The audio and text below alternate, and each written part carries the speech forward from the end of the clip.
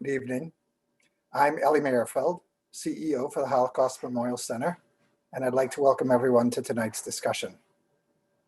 A special thank you to our museum members and donors who are watching. Your financial support makes programs like this evening possible. We truly appreciate your generosity. For information on how to become a member or to make a donation, please visit the HMC website at holocaustcenter.org or call us during normal business hours. I want to thank our program supporters, Rob and Leo Eisenberg and Lori and Alan Zeckelman, and I also want to thank our community partner, Congregation Beth Am. This evening, I have the pleasure to introduce our panelists. Mickey Shapiro is the son of the real Sara Guralnik Shapiro, on whom this movie is based. Sara, along with her husband, Mickey's dad Asa, were among the founders of our Holocaust Memorial Center. Mickey is one of Michigan's top financiers and developers and real estate entities throughout the United States. He's involved in countless philanthropic endeavors, many in memory of his inspiring parents. Mickey's a lifelong friend of the Holocaust Memorial Center, and we are thankful for his support. Personally, Mickey and I have known each other a very long time, from before either of us had any gray hair. Stephen Oritt is a director and cinematographer, known obviously for My Name Is Sara, as well as The Accidental Climber and American Native. Stephen's directing background began in the music video industry, where he worked with acclaimed artists like Foo Fighters, Muse, and One Republic. Nancy Kaffer is an award-winning columnist and member of the editorial board at the Detroit Free Press. She covers state, local, and national politics. She's a passionate film buff and recently received the Wayne H. McGree Advancement of Justice Award from the Michigan Press Association Foundation. Welcome to all our special guests. I want to thank everyone for joining us on this Sunday night to talk about this incredibly powerful movie that I know is personal for all of you who knew Sara Shapiro and her husband Asa. I am really thrilled to be leading this conversation with Mickey and Stephen, who have made this absolutely remarkable film, and I can't wait to get started. Those of you who haven't seen the movie, I'm sure most of you have. It's about Sara Guralnik as a young woman, a 13-year-old girl. Her family were killed by Nazis in the spring of 1942. She escaped into the countryside and was able to pass as an Orthodox Christian. She had a very close friend who was a Christian, and so she was able to convincingly portray as herself as a Christian, and was able to hide in plain sight and survive horrifying time and horrible experiences. This movie is just fearlessly and powerfully done. And Stephen and Mickey, congratulations on this wonderful accomplishment here. So I want to start with Stephen. I know why Mickey was drawn to the project, but Stephen, what drew you to this project? Why did you want to get involved with telling this story? Well, when I first saw Sara's testimony, her original testimony that was given to the United States Holocaust Museum along with her husband Asa, I watched that front to back, and then proceeded to watch the testimony that she had given to the USC Shoah Foundation a few years later, and I just was really amazed about her story. It was something that I thought was a very unique perspective from a survival story, and I like to say that every survival story is exceptional in the fact that they survived, but certainly some are have been a bit more harrowing, traumatized, obviously adapted into feature films, televisions, and shows and books. But Sara's story I was drawn to because really of the nuance there, and the fact that it really isn't even necessarily a Jewish girl story. It's really more of the Ukrainian experience, because as you mentioned, she was passing as a Ukrainian Orthodox Christian for so many years. And so that's ultimately what drew me to the material. World War II is obviously a very popular subject in books and movies and shows, but this particular facet that you just mentioned, that this was in the Ukrainian countryside, this is in German occupied territories, I don't think that's as well trodden ground for American audiences, at least, or even Americans in our history and in our media. Can you talk a little bit about what it was like to depict this specific time and place? The research you did, any of the things that you brought to this piece? Well, myself and Mickey and our other producing partner, Andrew Trotter, when we first really had agreed that this is something that was going to happen, and we had engaged with a screenwriter, a guy named David Himmelstein, and we started, we set off to really do our research. Andy and Mickey and I all recognized that it was paramount for us to have a very high level of historical accuracy for the film. And kind of back also to your first question, in listening to both of Sarah's testimonies, there wasn't that much that needed to be invented, because to me it was just such a trajectory that was well suited, I thought, for a film. And so, we started doing an exhaustive amount of historical research. First really here through the USC Shoah Foundation, and also just obviously through the internet. This is a wonderful resource. David and I started reading as much as possible, a number of books. I tried to consume as many of the existing Holocaust films and television shows and books that have been put out there. And then we went over to Ukraine a couple of times, but our first trip was 2 years before we ever started filming. And we met with a number of local historians and ethnographers there to get the perspective from local perspective.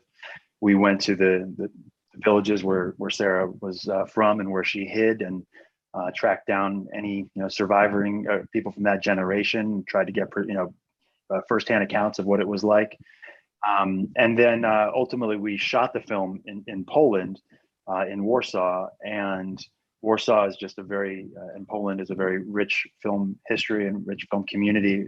And there are a lot of historians and ethnographers there who have done this kind of work with filmmakers. And so it was really important for us to get a pretty well-rounded perspective, and not just from an American perspective, because as you mentioned, I'll freely admit I fell into that category of a pretty peripheral level of understanding of what was happening in that region, and it's very complex, and it really only I would say I started to feel comfortable about my level of knowledge after the film had been made. That's it's fascinating how much research you did, and it sounds like it was really rewarding to get deep into the culture and deep into that place, and put yourself in that time by speaking to survivors and older folks. So Mickey, Yes. growing up, how much of your mother's story did you know? Basically, maybe 70-80% of it. But she never got to the end, and she'd always say, what happened to me, you don't want to know. And as a child, and I listened, I didn't want to know. And I didn't know till we actually started filming the movie of what really happened. And that was quite shocking. And go ahead. Yeah. So what was it like to see that, to see that on the screen? It was terrible. Yeah. It's, I watched my mother die. Mm-hmm. And then when I watched this, it's the same feeling. Oh. It was very, very tough. Well, I can't even imagine. And I thank you for being here. And thank you for all of this that you've done here to share this story with us, because I believe it's incredibly important. So, and I know you do too. That's why you're here. So thank you. What when she goes into the countryside, she's had a close friend named Manya, who she had learned about Christianity from, and there's points where she's challenged and asked to repeat Bible verses or Christian prayers, and she's able to do that because of this close friend she had had. Do you know what happened to Manya? Yeah, she died. She just died naturally. We don't know what happened during the war, but okay. I don't think there was anything to do with the war. I think she just died. Okay, so many tragedies that we may never know. So, Stephen, this movie is so beautiful. It's so beautifully filmed, and the world, the forest, the village, it feels at the same time lush and expansive and big and real. It also feels claustrophobic and terrifying and small, and like there was no place to run. How do you pull that off, this huge environment, but also that feeling of claustrophobic terror? Seems like a pretty impressive directing feat. Oh, thank you very much. I mean, a lot of what you mentioned was our intention when we started making the project. But to answer your question, how we did it, basically by surrounding me with very talented people. Poland is, as I said, very rich history and a lot of talent there. I was in a very fortunate position that I had a lot of autonomy and trust from first Mickey and his family, and then our other partner as well, and was able to go over to Poland. And early on, we partnered with a production company there who's a very well-respected film production company, and that kind of gave us a stamp of approval that allowed us really to cut to the head of the line and choose top talent and really across the board. So I like to say directing really to me is two things. It just requires a perspective, a point of view, and a vision. And I had that pretty early on after hearing Sara's story, and then ultimately being able to communicate that vision to the people that are going to help you execute it. And because I just had really talented folks working with me, we were able to pull off a lot of what you mentioned at a pretty fair price, compared to what it would cost to do the production here. And in terms of specifically what you mentioned about feeling big yet claustrophobic, I met Sara twice and interviewed her before she passed away. And every time I spoke with her, I couldn't imagine how this young girl for almost 2 years had to live under this stress. And she couldn't sleep. She couldn't sleep because she was so fearful. She was afraid that she would talk. She talked in her sleep. She was afraid that she was going to speak in Yiddish or Hebrew and obviously be a tell. And I said to her, "You really did not sleep for 2 years?" And she said, "No." So I couldn't imagine how that must have weighed on her, and the fact that she was really in this prison of this farmhouse, just sort of pushing down on her. And then the contrast of that is because the farm really was it wasn't visited by the war much. It was a bit of an oasis, and so there was this big extreme of just this beauty, and where we went to the real locations of where the farm was. I mean, obviously it's no longer there anymore, but the geography of these locations it's just so beautiful. And so I really like playing with those contrasts, and ultimately, I'm glad that you found it to be interesting in that regard. Yeah, you did it. You mission accomplished. You wanted to create that type of feeling, and it really just came through so strongly. I want to remind our viewers that we'll be taking questions at the end of our Q&A from viewers. So if you want to go on and start putting those into the Q&A function on Zoom, get them queued up, and we'll take them as we're able to have time for them. Mickey, or Stephen, whoever wants to jump in on this one. You talked about Sara's testimony. You talked about interviewing her before she passed away. What was the process of getting enough information to develop this very detailed narrative? Steve? Well, as I kind of alluded to earlier, it wasn't that difficult because we had these two testimonies that were thorough and consistent. And I think there was about 7 years of time between the two testimonies, and as Sara grew older, I think her mind slipped a bit, and so it was interesting to see, to me, comparing those two testimonies, the facts that stayed consistent, and then also when I interviewed her as well. So again, there wasn't much there that we had to.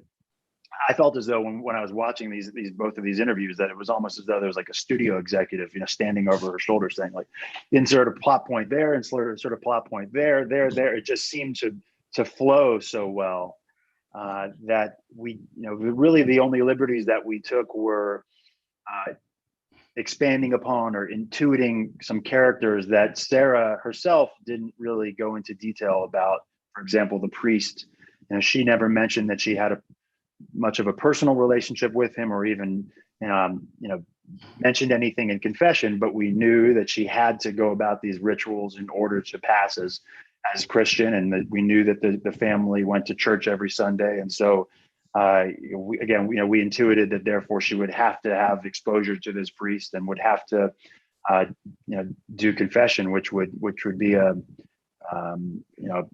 nice moment, or kind of a private moment for her to have, where she probably didn't have many others. Yeah. So she knew that the movie was happening before she passed away. No. Oh, okay. No, she never knew. Okay. I kept asking her for interviews for both the museum and for the Holocaust in Washington and the museum in Detroit. So she had no idea this is for a movie.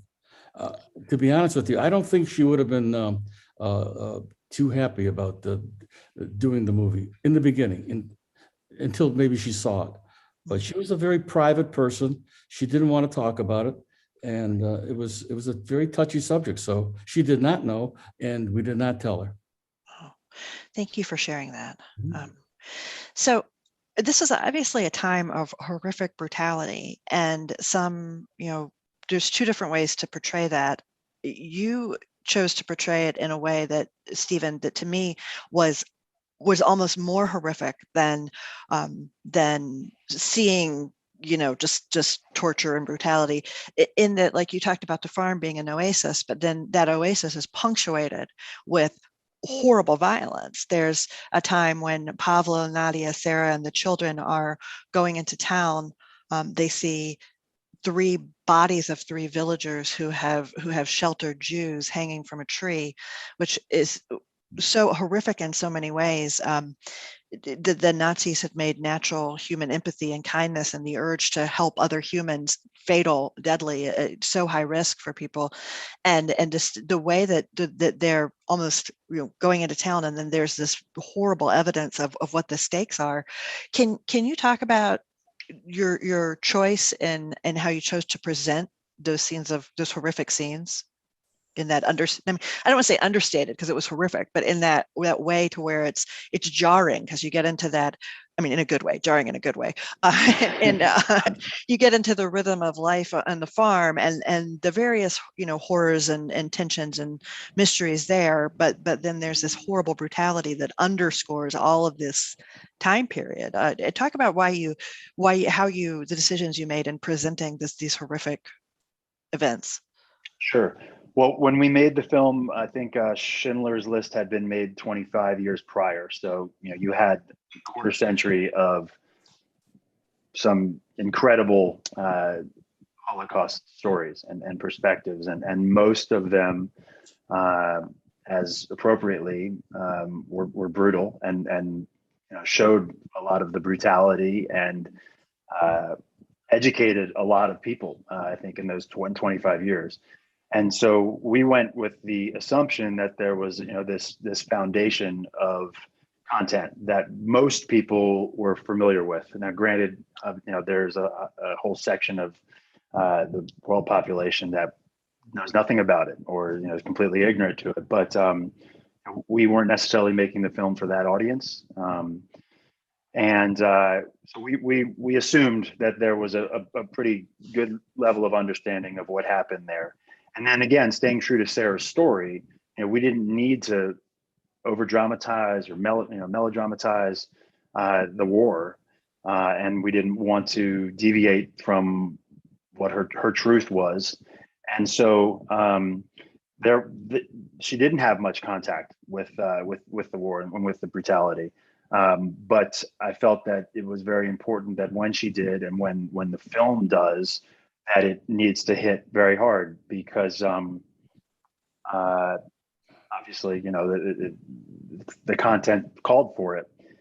I was in the making of it during the process, and it's hard to kind of to get an objective view clearly when you're so in it.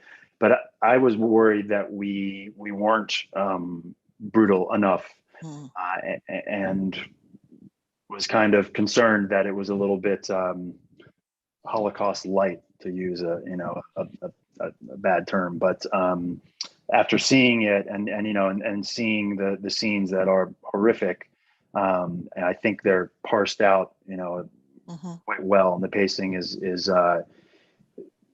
flows, and again, this was something that, Mickey and I talked about early on. He's like, I don't want the movie to be over 2 hours. And I said, great. It doesn't need to be. We can make it under 2 hours.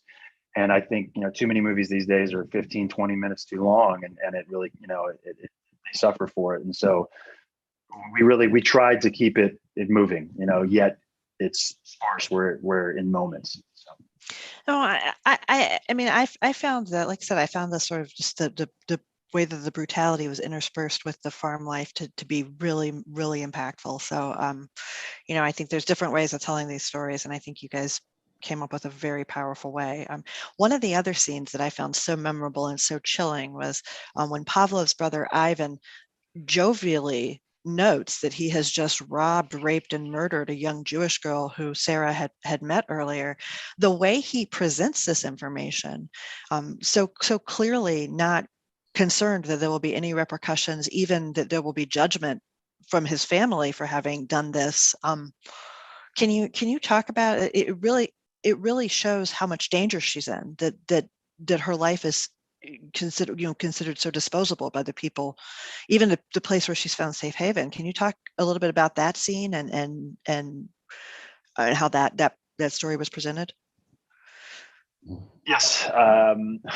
So again, that was true. That wasn't anything that we invented. Sara mentioned this young Jewish girl who came to the farm and sought shelter, and that it was again kind of a perfect plot point, if you will, for a film. I thought it weighed in well in Sara's story because it really put perspective and context just how exceptional Sara's path was, and that she could have easily made the wrong choice and died, or been killed. And this young girl who you mentioned wasn't as cunning as Sara was, and so I thought it was important to highlight that. Yeah.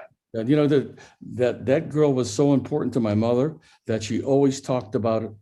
And I think she felt guilty that she couldn't do more, and it bothered her till the day she died. Wow. Yeah.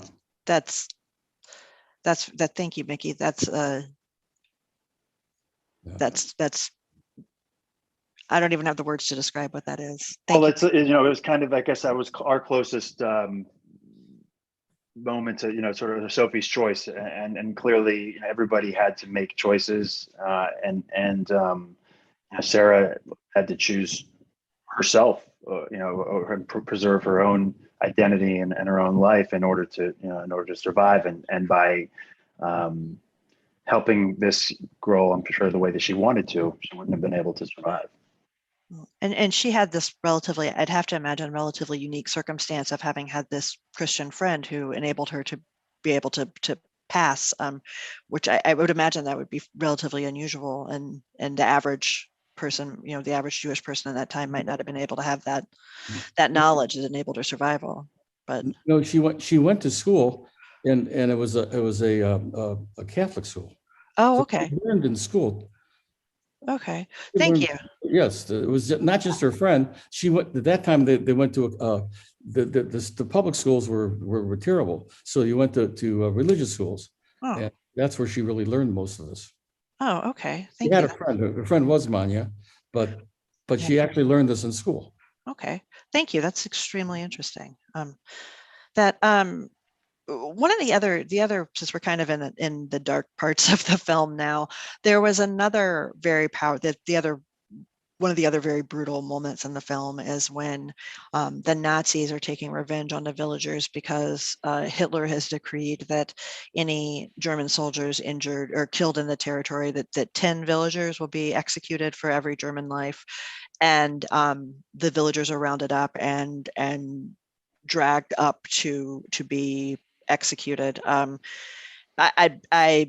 found that to be brutal and horrible, but at the same time, there's a scene there that really I thought pushed back against the idea that you can just exterminate love, when the priests trades his life for the young boys. Is that I have to ask, is that a part of the true story, or is that a dramatic addition? Or, I mean, dramatic addition. Okay. Well, I'll explain that. I mean, the first thing I asked Sarah when I met her, the first question I asked her is, how does a 12-year-old girl survive this? Because it was inconceivable to me. And her immediate reaction was by listening and not talking. So she really, in some ways, Sarah would say that she almost played a mute, that she was so quiet. She only talked when talked to. Every word was chosen. And so if you have a main character of a film who's very passive, it's hard to, as an audience, to ultimately sustain 2 hours of empathy with them, because you're not really seeing them go after what they ultimately really need to go after. Sarah couldn't, because it would obviously reveal her true identity. So what we realized that we had to do is sort of reflect what she was really feeling on the inside with invented moments or invented characters.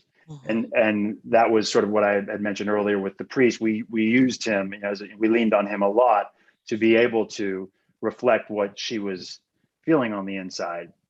And we thought that he might know what she was feeling on the inside, and so therefore we came up with this idea of that he would sacrifice himself. It was based on a true event, on a true execution in Eastern Poland, and this happened all the time, where a priest stepped in and saved the life of a young boy, but Sarah never mentioned that it happened. Well, it fit really beautifully into the narrative, and I really did. I really did feel like it was a real pushback to the idea that you can exterminate human love and human kindness. It felt very meaningful. It was one of 3 times in the movies when I cried.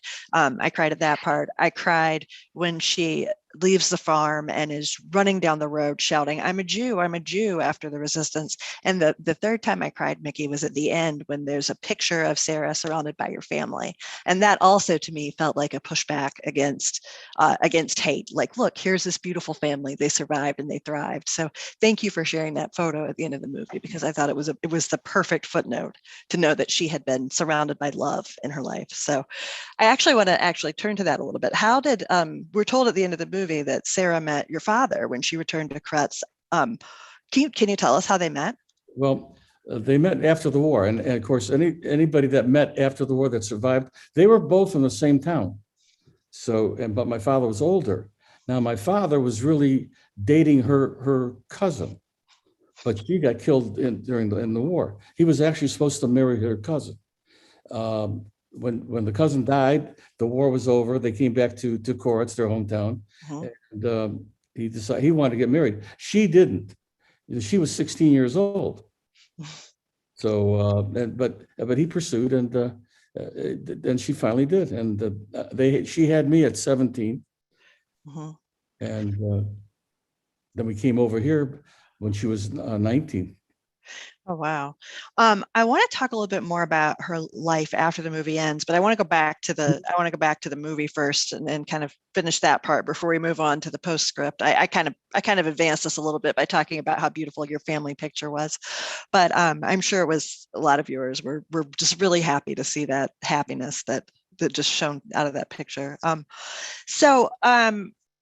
I was also fascinated by the character of Nadia. I thought all of the actors were tremendous, but I thought Susanna, who played Sarah, it was such a tightly controlled performance. As you just talked about, it's hard to say, oh, hey, here, lead actress, anchor this whole movie without really ever being able to share the internal journey. And she did it beautifully. It was such a controlled, tense performance. And the bookend to that, I thought, was Nadia, who is the wife of the farmer, where she's hiding and is mistrustful.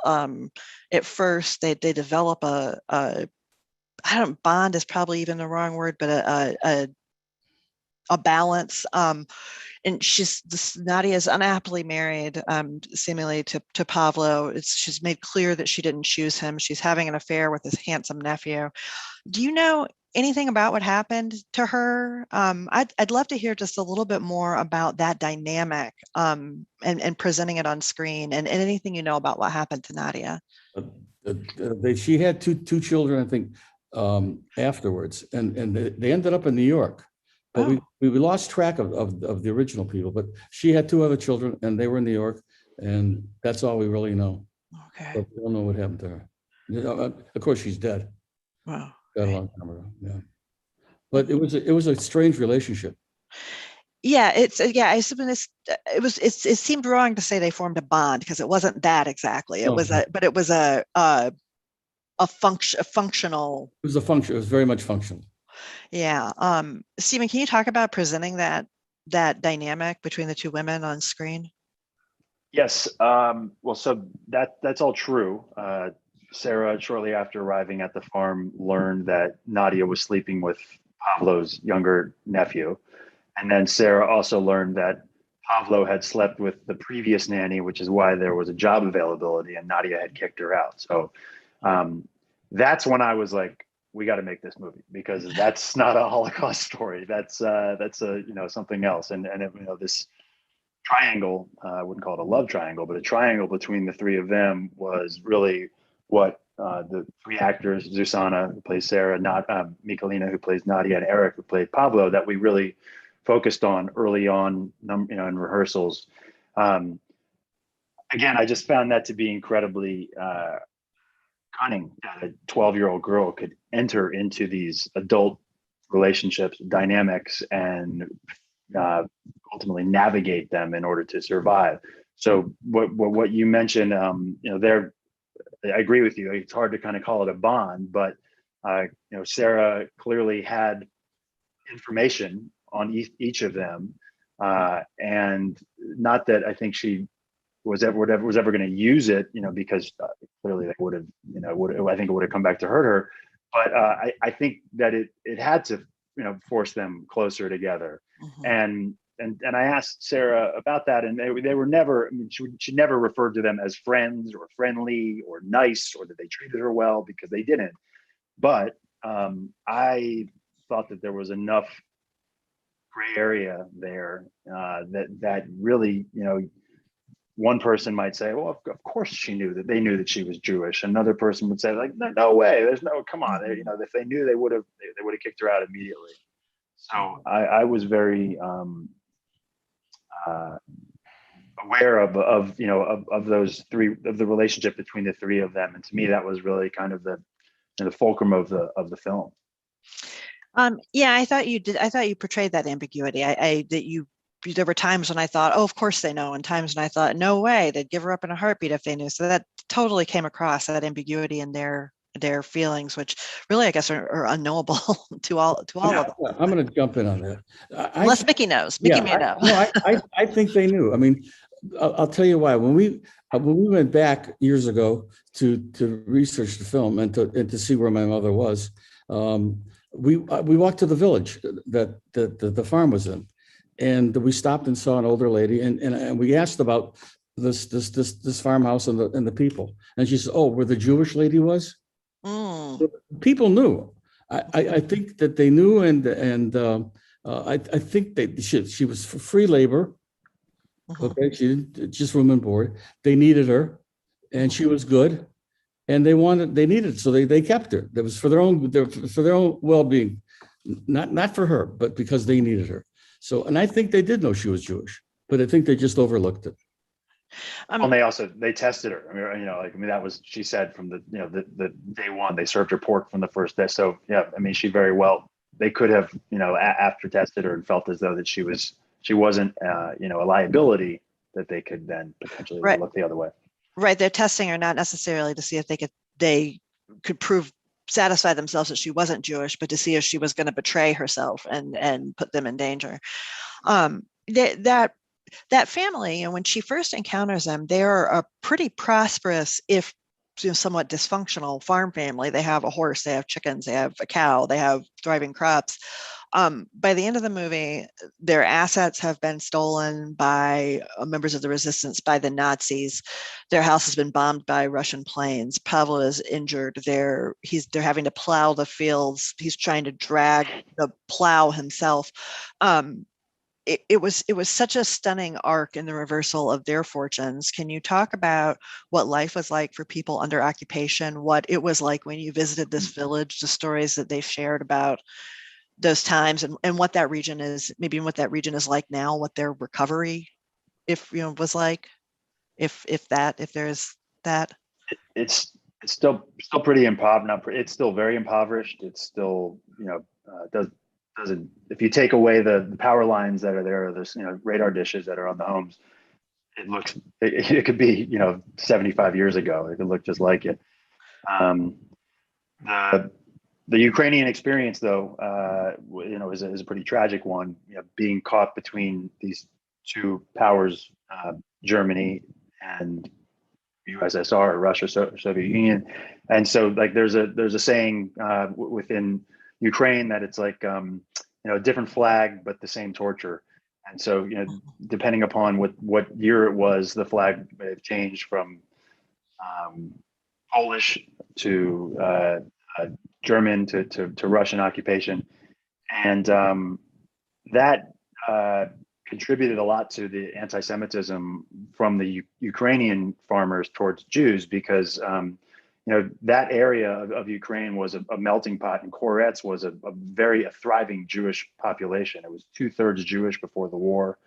It was poised to kind of head down towards a modern city, and the Jewish merchant class was very upwardly mobile and had protection by the Polish nobility, and so that bred resentment, contentment from the Ukrainian farmers who were, shit on, and they were starved during the famine before the war, awful famine, and so again, this was something, though, to me that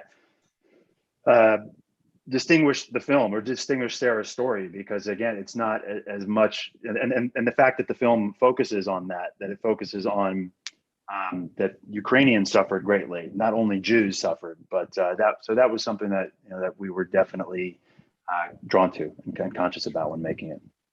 Yeah, that was like I said at the beginning, this was not a part of World War II that I really knew anything about, and I have just scratched the tip of the iceberg in watching this film. But I really thank you for educating me on this subject. It was really, yeah, just the suffering that all the people experienced under the Nazis.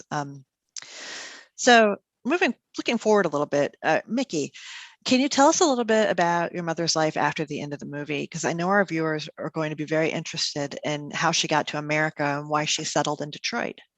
Well, that was the cute story. We were supposed to go to Israel, and we had sent everything. We were in a DP camp waiting to go. We sent everything to Israel, but my dad had an uncle here, Max Kaplan. He was in his late 80s. And he kept sending packages, Hershey bars and nylons. And he kept saying, come to the United States. He said, I'm a very rich man, and the streets are paved with gold. So he convinced my father to come. And in fact, my father had some money in Germany, was doing very well. And he did send everything to Israel. However, we came to the United States. Everything got stuck in Israel. We never got the money, and we came to the United States with no money. And because of my dad's uncle, he was a butcher. My dad lasted about a week. Didn't want to be a butcher, so he got another job in the lumberyard. Oh wow, that's pretty. That is funny. Streets are paved with gold and Hershey bars. I'd be in. I'd come right on. So I think that we've got a lot of questions in our Q&A, and I think we can start maybe taking some questions from members of the audience. Someone is asking, did Sara spend time with the partisans? Was she involved with them at all? No. Okay. All right. Well, that was quick. That was an easy one. Not that I know, and I don't think she ever did. Did you, Steve? We never heard that. No. She never had to. She was on her own for about 5 nights before she, after she left Oritt and got to the village. But she never encountered any partisans then. But again, we there were partisans all over the entire region. The way that we portrayed them in the film was historically accurate in terms of what what may have happened, but no, Sara never mentioned that she had any direct relationship with them. Okay. One of our audience members would like someone to comment on the New Year celebration mocking Jews. That is a great question. I thought that was wow, what's happening here? I had that same question. Yeah, so that's a holiday called Malanka. It's on the Ukrainian Orthodox calendar. There's their New Year's, and I learned about Malanka in a documentary about Ukraine, a contemporary documentary about Ukraine and anti-Semitism. And it's kind of like a form of caroling, and there's a troupe of different characters that go door to door around the neighborhood. And one of the characters in the troupe is a moneylender, and a Hasidic Jew with the big nose. And it's kind of like portrayed now where it's not that big of a deal. It's sort of just like, oh yeah, there's the bear, there's the soldier, there's the Jew, and when I saw that, I thought that could be a really wonderful opportunity for Sara to be able to have a little bit of Jewish identity in the film where she couldn't until the end. And so again, she never mentioned going to any Malanka party or festival, but we knew that the family was Orthodox Christian. We knew that they would have celebrated it. We knew that she would have had to, go through the motions of doing it. And so we put it in the film. Okay. One of our audience members says, taking on Christianity to save her life must have been difficult. How did she feel about this when she made it to freedom? And did she retain a special respect for the Christian faith afterwards? I don't know. I don't know if she had any real thoughts about that. She was 11, 12 years old. Her mother said, "You have to survive," and she did what she had to do, and she survived. And I don't blame her. I really don't. No, I don't think, just from the wording, I don't believe that our questioner was suggesting that there was anything amiss, or I think they were just curious about how it felt. But thank you for sharing that, Mickey. Yeah. Someone is asking, what extent did Ukrainian support for Nazis start to wane once it was realized the Nazis weren't liberators? Well, it's hard, obviously, to paint with a broad brush on that, but I know that one of the anecdotes that we did hear when we went to Oritt and met with the Historical Society there, they showed it. They opened up this treasure trove of documents and pictures, and there was one picture in Oritt of the nuns lining the streets as the German army came through on the way east towards Russia, and they were waving loaves of bread at them and cheering them. That quickly turned when they realized that there was nothing good about being occupied. There were facets of Ukrainians, the police, the Ukrainian auxiliary police. Those are some of the soldiers in the film that had black uniforms and blue armbands. As customary in most Eastern European countries, the Germans would come in and put together the local police and deputize them, to basically go off and do a lot of their dirty work. So there were some who benefited from it, some Ukrainians who benefited from it, but I would say the majority of them did not. One of our viewers wants to know, did the Polish actors and crew know this history? Which history specifically? I believe they mean the history of what happened to that region in the war, not specifically Sara's history. Yeah, it's pretty well taught and learned there. Their Polish existence too is Poland caught between Germany and Russia as well, but it differs from from Ukraine, because Poland, Polish-Lithuanian Empire was, going way back, thousands of years, ruled that whole area. So there was Polish nobility there, and where Ukrainian didn't have that. Yeah, I mean, I think that most of the people on the crew were very aware of the history, and were more well versed in it than I was. Okay. We have a couple of questions, several questions that have come through about subsequent contact with the farm family. And Mickey, I believe you said that it's known that they immigrated to New York, but then there was no contact. Yes, that was it. Okay.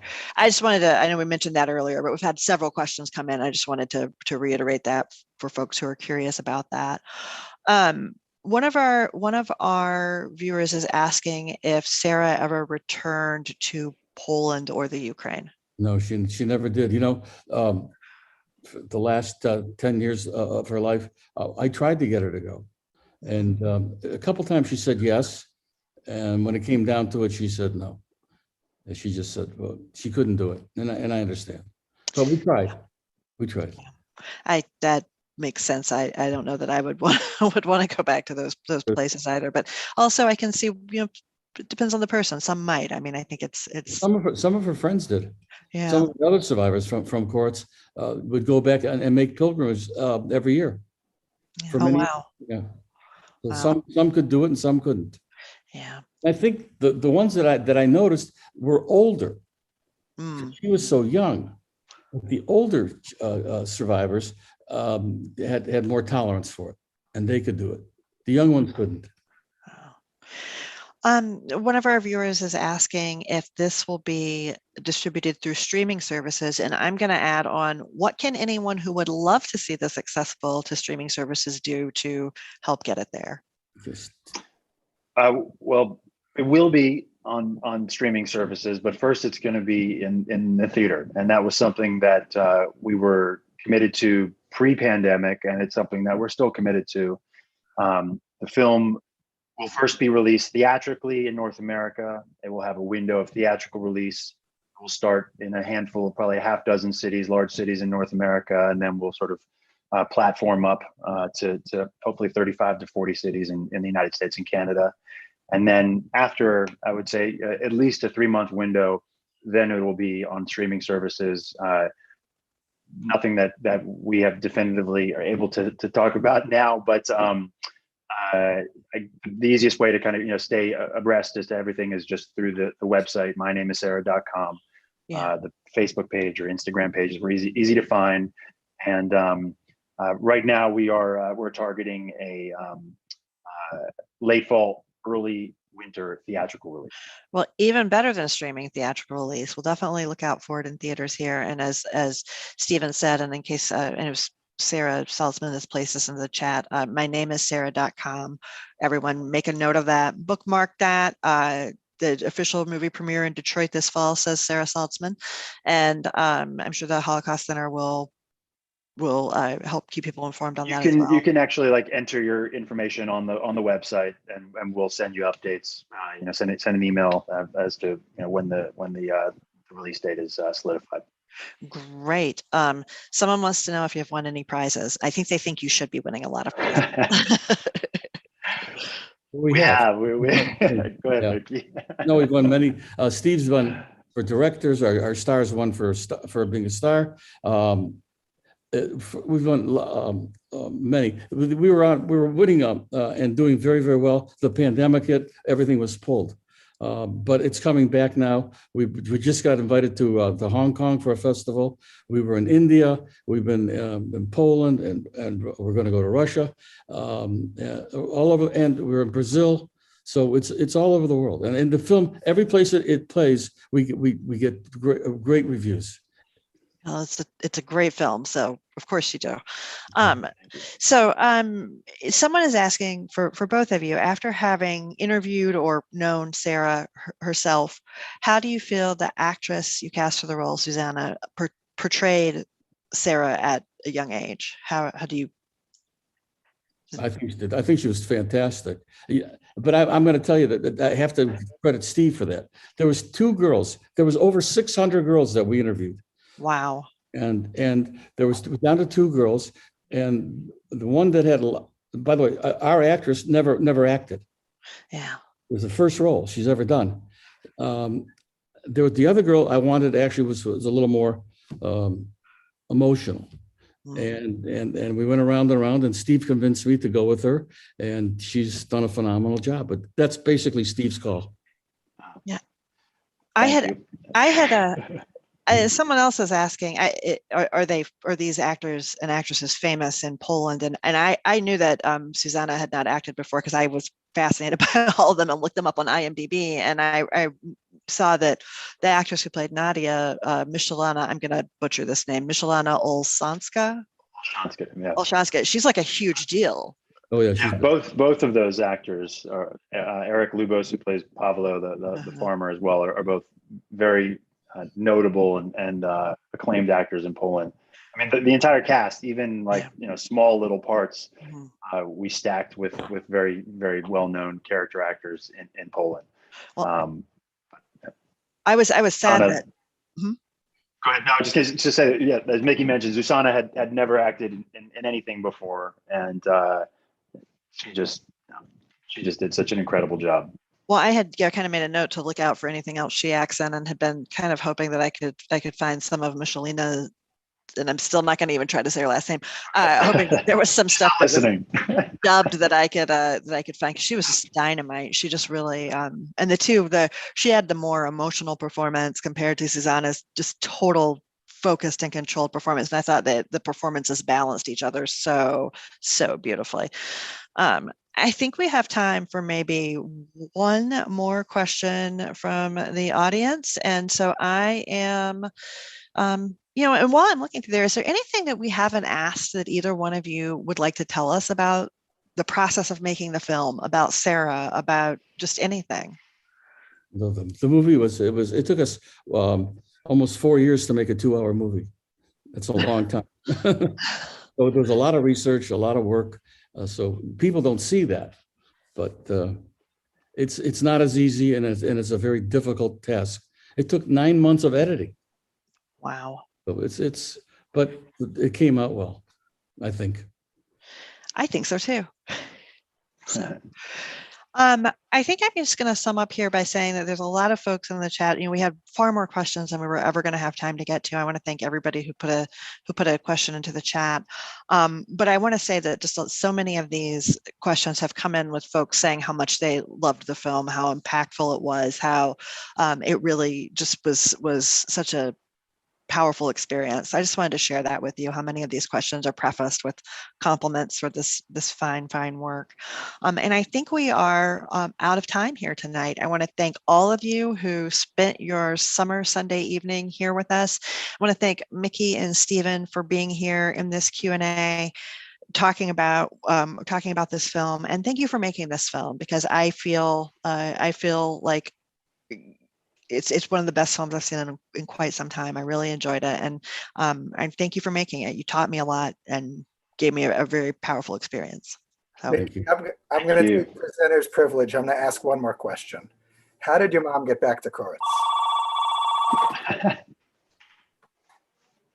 What was How did your mom get back to Koritz after the war? I'm sorry, I didn't get the question. How did your mom get back to Koritz after the war? Oh, she walked back. She hitchhiked back. She did. She was picked up by the Russian army. I mean, that was true. Yeah, that was it. They were headed west at that point, and yes. She. Wow. Yeah. When you knew her as you were growing up, did you feel like this woman was so ingenious and could always come up with a way to solve a problem? Was that part of your experience with her? She was a good, tough woman, though. She was very tough. And she was very smart. She was very intuitive. You couldn't fool her. She knew. She had another sense about her. It was quite a woman. Thank you for allowing everyone to share her story, Mickey. I had a chance to meet her in my life, and so many of us who are on this presentation are Detroiters, and many of us knew her. So, but seeing her come to life as a young woman through the film was really a gift, and we thank you for being willing to share her with the public this way. So thank you so much, and thank you, Stephen, for putting your heart into this, and Nancy, thank you for leading such an interesting discussion. Thanks for having us. Thank you. My pleasure. Thank you. Thank you. I think the film reminds all of us that we need to remember not only those who died, but those who survived, and the importance of sharing their stories, how important it is to know each story. Our mission at the Holocaust Memorial Center is to educate the public about the history of the Holocaust, the lessons that it teaches, but that includes the internal individual stories and the personal responsibility and choices that go into that. I want to thank all of our program supporters and our community partners. I invite all of our viewers, if you're not already, to become museum members. Come online at holocaustcenter.org, give us a call so we continue our work. If any of you haven't yet watched the film, it is available on the homepage for another few hours. Our next event is Thursday, August 12th, features a talk about the Ghost Army, a handpicked group of American GIs that used special effects during World War II to fool the Nazis about the strength, location of American troops.